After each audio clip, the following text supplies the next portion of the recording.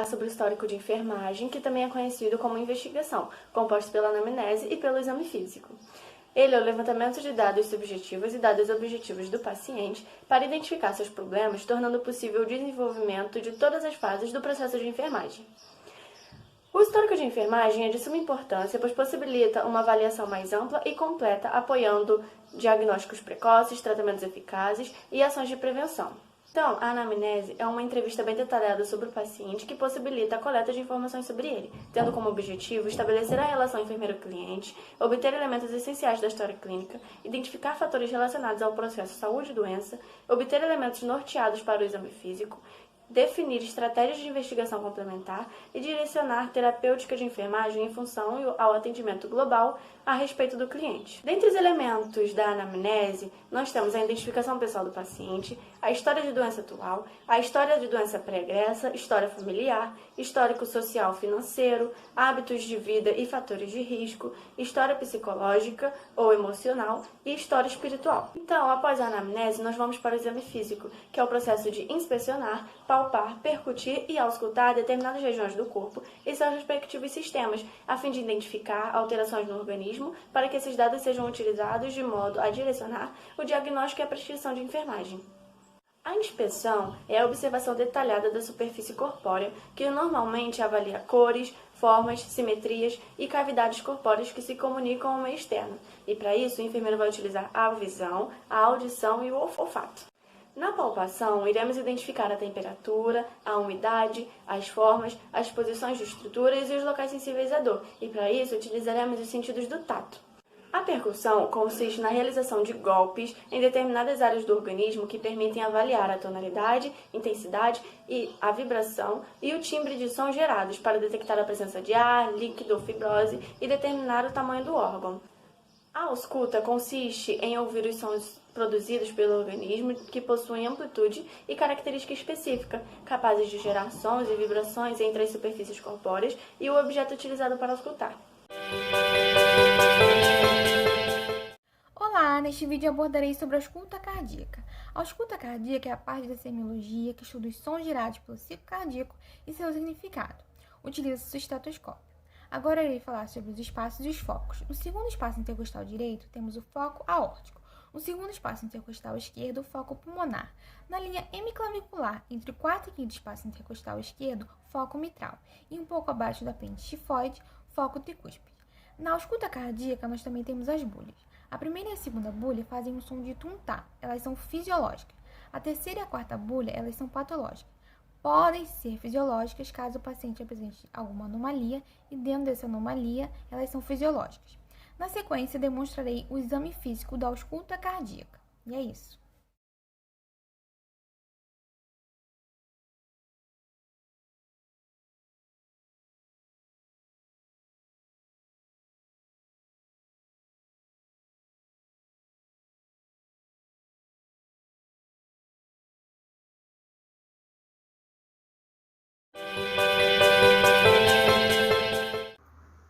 O estetoscópio já foi higienizado.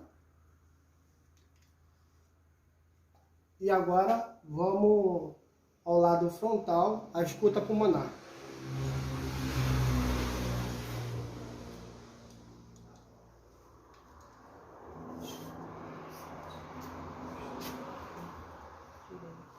Primeiro ponto da escuta pulmonar, abaixo da clavícula, 2 centímetros abaixo da clavícula, ao lado direito,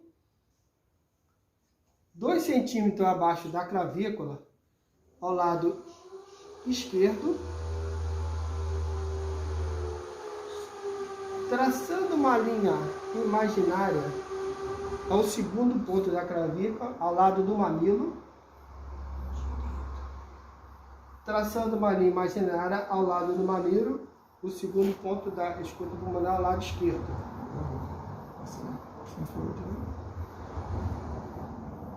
Processo tifoide. Traçando uma linha imaginária ao lado direito, terceiro ponto da escuta pulmonar. Processo tifoide, traçando uma linha imaginária, saindo um pouco do coração, ao lado esquerdo.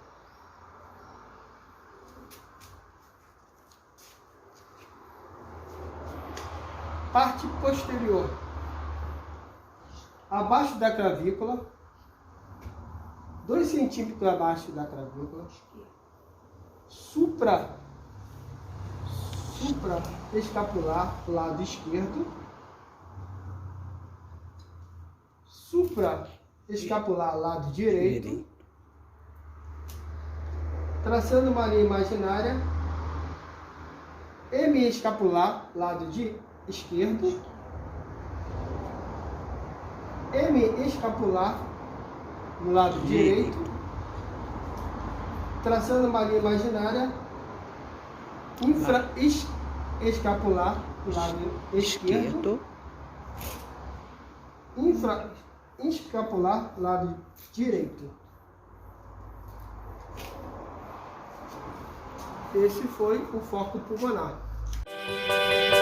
Bom, agora vai ser mostrado e falado sobre o exame físico abdominal. O exame físico abdominal, ele requer um certo tipo de atenção, porque existe uma ordem para ser feito. Primeiro, devemos fazer a inspeção. Logo depois, deve ser feito a ausculta, percussão e, por fim, deve ser feito a palpação. Por quê? Então, a palpação ela deve ser feita por último, porque se for feita antes, a mesma pode alterar os movimentos peristálticos, assim alterando todo o exame físico. Então, vamos iniciar pela inspeção. A inspeção ela pode ser feita de 2 jeitos. Pode ser estática ou dinâmica. Na inspeção estática, o paciente ele pode estar em posições ortostática ou decúbito dorsal, que é o mais indicado. O enfermeiro ele deve estar atento ao tipo de abdômen, abaulamento, retrações, cicatrizes, pele e anexos e turgência venosa. Já na inspeção dinâmica, o enfermeiro ele deve se atentar se há a presença de hérnias. Então, por isso é tão importante a expiração e a expiração profunda. Deve estar atento também à respiração, movimentos peristálticos e pulsações. Bom, depois da inspeção é feita a ausculta. A ausculta ela inicia-se no quadrante inferior direito e dá continuidade no sentido horário, desta forma.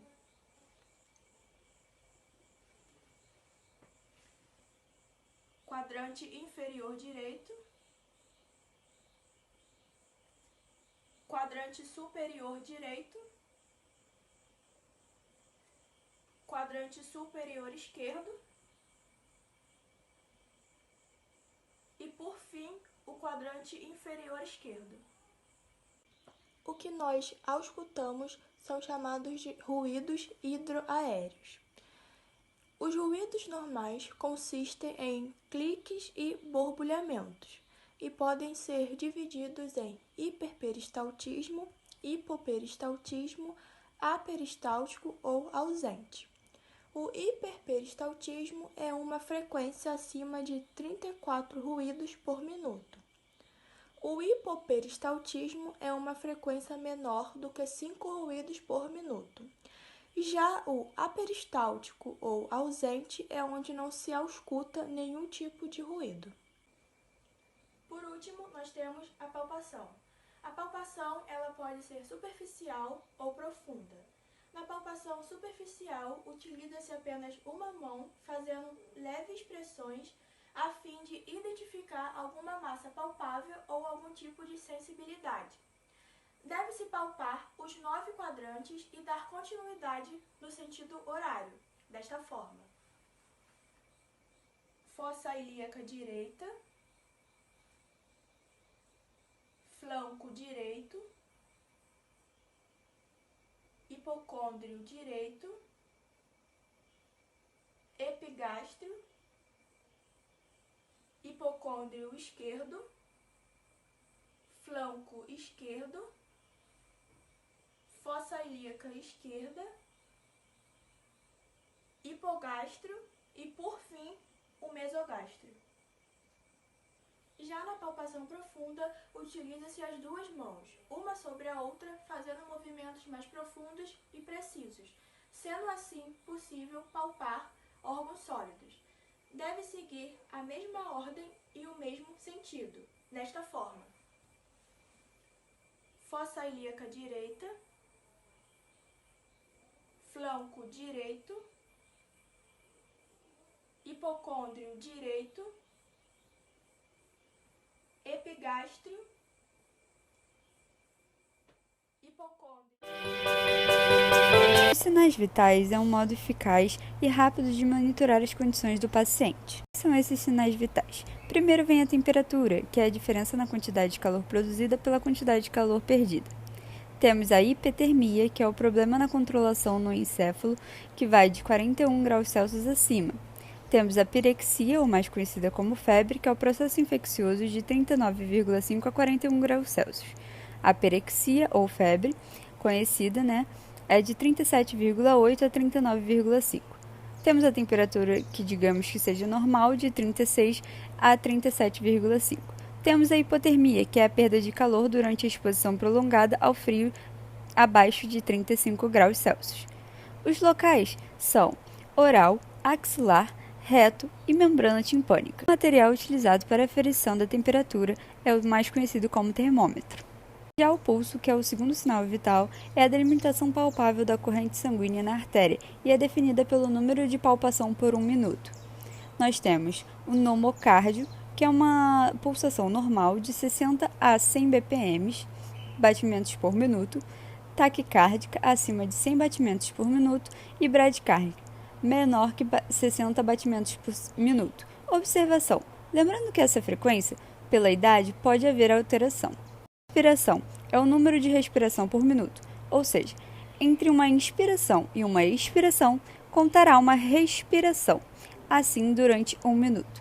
Ela pode ser eupneica, uma respiração normal de 12 a 20 respirações por minuto, taquipneia, acima de 20 respirações por minuto, e bradipneia, abaixo de 12 respirações por minuto. Vamos falar sobre pressão arterial, que é a força exercida sobre a artéria pelo sangue pulsante, sobre a pressão do coração. Nós temos a pressão sistólica, que é a maior, que é através da sístole, e a diastólica, que é a menor, através da diástole. Agora eu vou dar algumas orientações para você fazer uma boa verificação de pressão. Primeiro, vamos conversar com o paciente, nos apresentarmos como enfermeiros, perguntar a ele como que ele chegou até aqui, se foi de carro, ônibus, de moto, e se ele chegar de andando, aí a gente espera uns 5 minutinhos para poder não haver uma alteração na sua pressão. E perguntar também qual o valor da pressão dele normal. Para uma boa aferição sem alteração, primeiro nós temos que colocar o braço do paciente no nível do coração. Segundo, verificar se a roupa do paciente permite fazer uma verificação de pressão. E terceiro, observar se os pés do paciente estão simétricos no chão, ou seja, eles não podem estar ou balançando ou de perna cruzada, senão pode dar uma alteração na pressão. Então, pessoal, para verificar a pressão corretamente, nós vamos ter que achar a artéria braquial. Nós pegamos os 2 dedos e começamos a pressionar. Tá vendo que eu achei a artéria? Tá bem ali onde eu estou mostrando para vocês. Agora, nós vamos pegar o esfigmômetro, colocar a setinha que eu estou mostrando para vocês agora, na direção da artéria. Como que eu estou fazendo agora, você pega, bota bem na direção da artéria que você achou a setinha. Aí, a partir disso, nós pegamos os 3 dedos acima e um de folga. Colocamos o esfigmômetro certinho, com um dedo de folga, e assim está correto. Colocamos o esfigmômetro certinho, isso, ajeita. O segundo passo agora é a artéria radial. Você está vendo que eu vou direcionar o dedão? Então, a artéria fica bem nessa posição. É só friccionar os seus dedos durante essa região e ok. Agora, iremos limpar o esteto com álcool em gel e algodão. Colocamos o esteto nos ouvidos e posicionamos ele na direção da artéria, para ouvir 2 sons. Primeiro é o som mais forte, que é o som sistólico, e o segundo é o som diastólico. E a partir daí, verificamos a pressão do paciente. Não se esqueça, primeiro som o sistólico, que é o mais forte, e o segundo, o diastólico, que é o mais fraco.